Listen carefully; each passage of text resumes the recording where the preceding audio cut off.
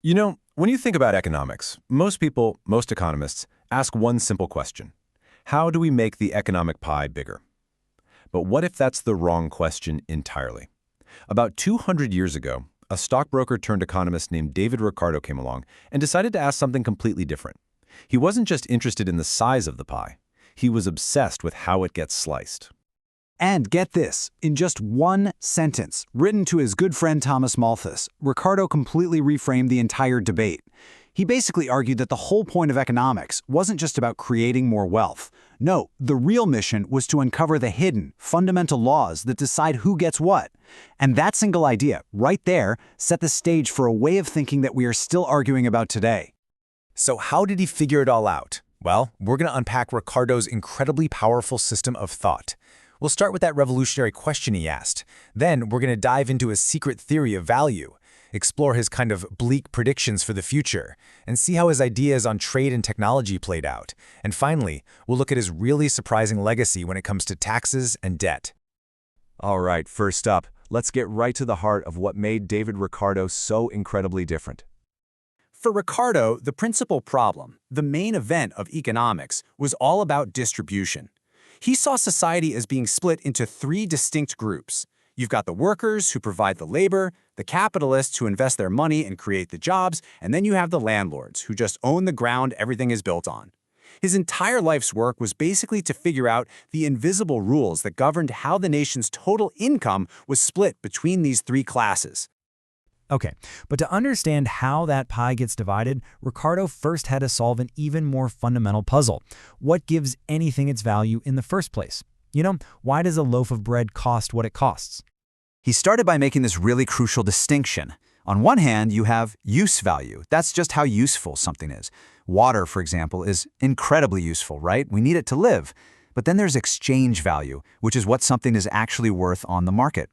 Ricardo said, look, for most things, usefulness is just the ticket to the game. It gets you in the door. The real thing that determines a price, the exchange value, is something else entirely. And this was his big idea. The price of any reproducible item, doesn't matter if it's a chair or a coat, is ultimately determined by the total amount of labor time it took to make it. And listen closely. It's not about the wages paid to the worker, but the sheer quantity of human effort that is baked into that product.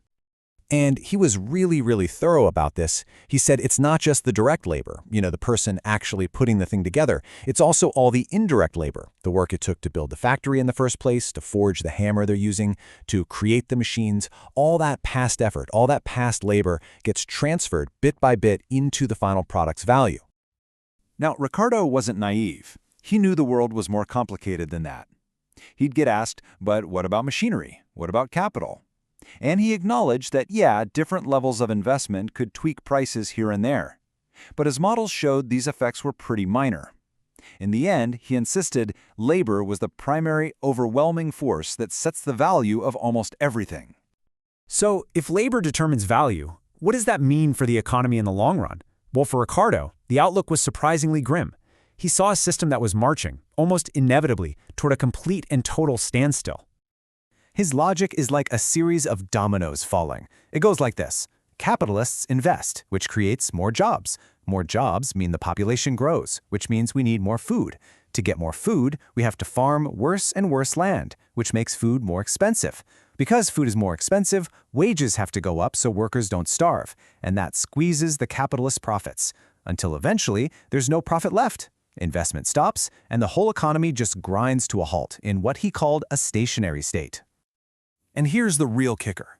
The capitalist, the very person who's driving all this economic growth with their insatiable desire to save, ends up being the tragic hero of the story. Their own success sets in motion the very forces that are going to crush their profits and bring an end to the very growth they created.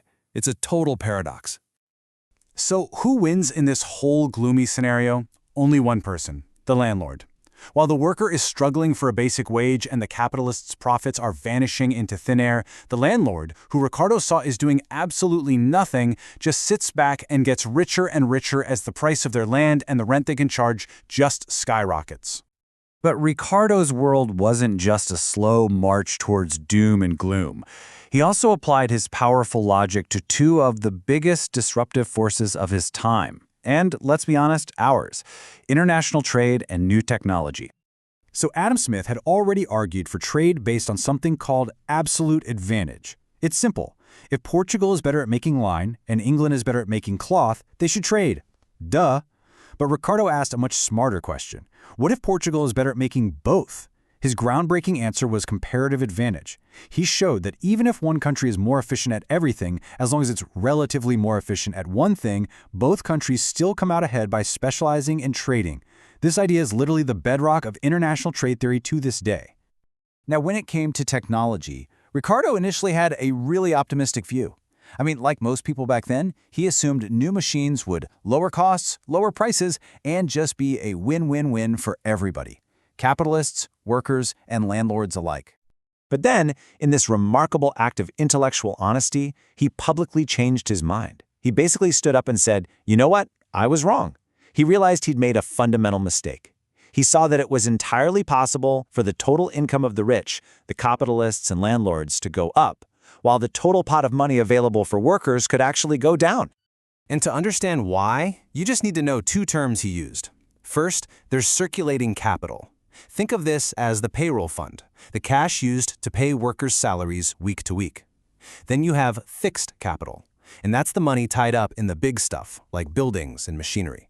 So here was his shocking new conclusion. When a capitalist takes money out of that payroll fund to buy a shiny new machine, they're converting circulating capital into fixed capital. The total amount of money might be the same, but the pool of cash available to pay human beings has just shrunk. And the result? Workers become, in his own words, redundant. Machinery could actually be, quote, injurious to the laboring class. Okay, last stop. Let's see how Ricardo's powerful system applies to government policy and look at his very surprising modern legacy.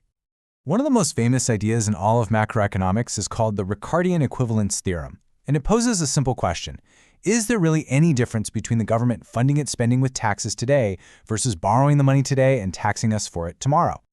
Now, what's so fascinating about this is that the theorem named after Ricardo argues that yes, they are economically equivalent.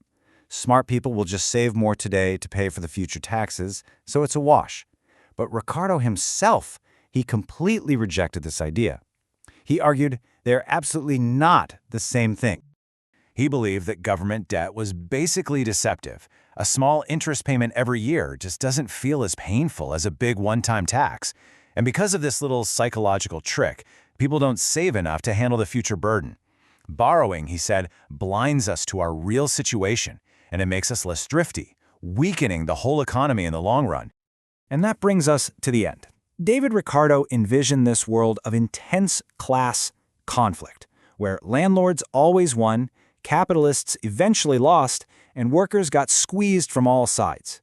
He predicted a future where technology could make human labor obsolete and where economic growth would just stop. For 200 years, it seemed like he was wrong, held off by wave after wave of innovation.